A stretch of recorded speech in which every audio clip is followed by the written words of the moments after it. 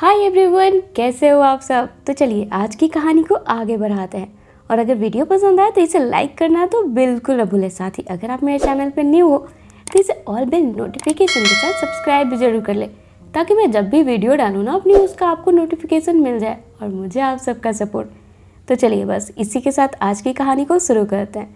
तो जैसा हमने पिछले एपिसोड में देखा था, स्नार्ट की वजह से आयरिस सहित कुछ और लोग स्पीड फोर्स में फंस गए थे, जहां वे बाहर तो निकल आए थे पर अपने साथ अनजान शक्तियों को भी लाए थे, जिसकी भनक जैसे ही फ्लैश को लगती है ये भागकर उन लोगों के पास जाने लगता है।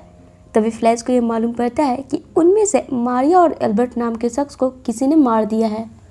जो किसने और क्यों की किसी को कुछ भी मालूम नहीं चल पा रहा था। वहीं हमें उन्हीं में से गोमेज नाम के शख्स को दिखाया जाता है, जो पहले ही भाग गया था कि कोई तो है जो इन सभी को मारना चाहता है, जो कि हाल ही में स्पीड फोर्स से बाहर आया है। और इनकी जानकारी गोमेज ने एल्बर्ट को भी दे दी थी उसके मरने से पहले। तब उस बात को इग्नोर कर एल्बर्ट बस अपनी नई मिली स्पीड की जांच पड़ताल में व्यस्त था।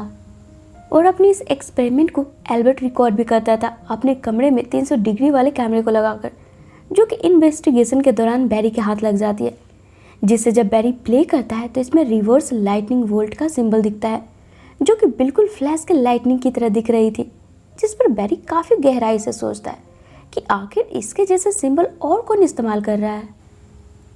तभी यहाँ पर फ्लैश के जहन में किड फ्लैश का नाम आता है और फिर तुरंत बैरी फ्लैश बनकर किड फ्लैश को ढूंढने निकल पड़ता है, जहाँ किड फ्लैश का सामना करने के बजाय इसे देखकर भागना शुरू कर देता है, जिस पर बैरी को और गुस्सा आ जाता है और फिर पूरी स्पीड के साथ किड फ्लैश का पीछा करने लगता है।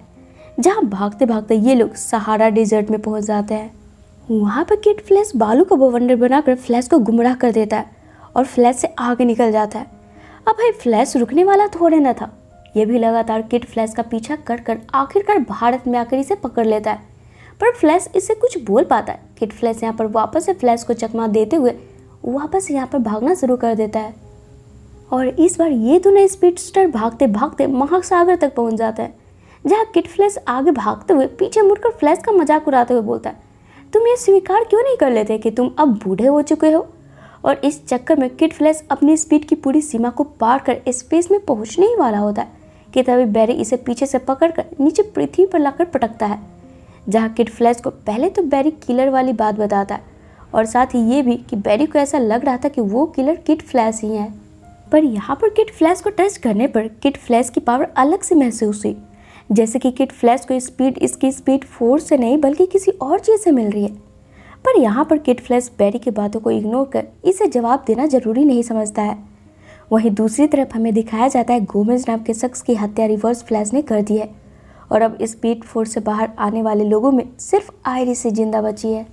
जिस बात से परेशान बैरी फौरन ही आयरिस के पास आता है और आयरिस को भी खुद की तरह ही सूट बनाकर देता है और फिर आयरिस को लेकर प्रैक्टिस के लिए निकल पड़ता है, इसे सेल्फ डिफेंस सिखाने के लिए।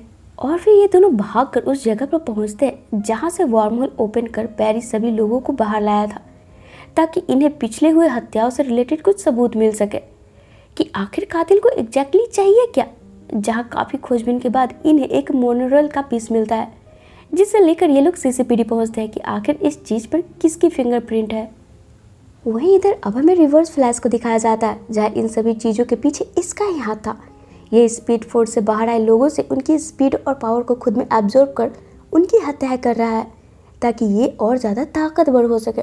और इसी सिलसिले में रिवर्स फ्लैश डॉक्टर एलाइस के पास पहुंचता है, इसे मारने के इरादे से, क्योंकि थॉन यानी कि रिवर्स फ्लैश को ये मालूम था कि डॉक्टर एलाइस के पास फ्लैश की पावर से रिलेटेड कई जानकारियाँ हैं जिसे थॉन हासिल करना चाहता है। अब यहाँ पर जैसे ही थॉन डॉक्टर एलाइस को मारने ही वाला होता है, एन वक्त पे हमारा फ्लैश यहाँ पहुँच थॉन को डॉक्टर एलाइस से दूर करता है और फिर यहाँ एक बार फिर से शुरू होती है फ्लैश वर्सेस रिवर्स फ्लैश की दमदार वाली फाइट, जहाँ इनकी लड़ाई से सेंट्रल सिटी में तबाही होने लगती है, जिसे देखते हुए बैरी अब थॉन को सिटी से बाहर वाले हिस्से में ले जाता है जहाँ पर कि कोई ना हो।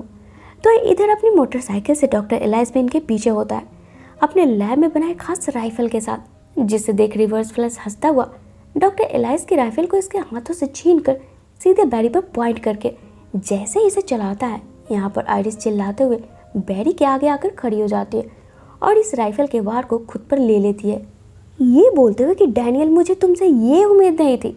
तो दरअसल फ्रेंड ये रिवर्स फ्लैश की सूट में थॉर्न नहीं बल्कि उसके लुक में आयरिस का भाई डैनियल बेस्ड था और सीसीपीडी में फिंगरप्रिंट भी डैनियल की ही थी, जिसे देखकर आयरिस घबराहट में यहाँ पहुंची थी क्योंकि पिछले दिन स्पीड फोर्स में आयरिस के साथ डैनियल भी फंसा हुआ था। इसी कारण इसे भी इसकी स्पीड वाली पावर मिल गई थी। जहां अब अपनी बहन की ऐसी हालत देख डैनियल खुद को कोसने लगता है कि आखिर आज इसके हाथों से इतना बड़ा पाप कैसे हो गया, क्योंकि डैनियल जो कर रहा था आयरिस के लिए ही तो कर रहा था। जहां एक बार फिर से डैनियल खड़ा होता है और गुस्से में फ्लैश की गर्दन पकड़कर इसकी स्पीड को बाकी सब की तरह अपनी बॉडी में एब्जॉर्ब करने लगता है, ये बोलते हुए कि तुम्हें याद है बैरी, बचपन में मेरे पिता ने मुझे और आयरिस को कितना टॉर्चर किया था। आज मैं सबसे शक्तिशाली बनकर पास्ट में जाकर अपने पिता का नामो निशानी मिटा दूंगा ताकि आयरिस के जहन से वो सारे कड़वे पल खत्म हो जाए। और तुम्हारे खातिर आज आयरिस ने अपनी जान की बाजी लगा दी। बैरी, मैं तुम्हें जिंदा नहीं छोड़ने वाला। और फिर डैनियल धीरे धीरे गुस्से में एक मॉन्स्टर की तरह बिहेव करने लगता है। जहाँ डैनियल की बातों को सुन बैरी गुस्साने की बजाय आराम से और प्यार से डैनियल को समझाता है कि आज जो डैनियल कर रहा है ये तो इसके पिता से भी ज़्यादा गिरा हुआ काम कर रहा है। ये अभी भी वक्त है डैनियल के पास, सब चीज़ों को भूल कर ये शांत हो जाए। जिसे सुन अब डैनियल शांत हो जाता है और पास्ट में जाकर टाइमलाइन में छेड़छाड़ करने की योजना अपने दिमाग से दूर कर देता है और फिर रोते हुए आयरिस से माफ़ी मांगता है। पर यहाँ आयरिस डैनियल को माफ़ नहीं करती है। तब खुद को सजा देने के लिए डैनियल खुद को अपनी मर्जी से पुलिस के हवाले कर देता है।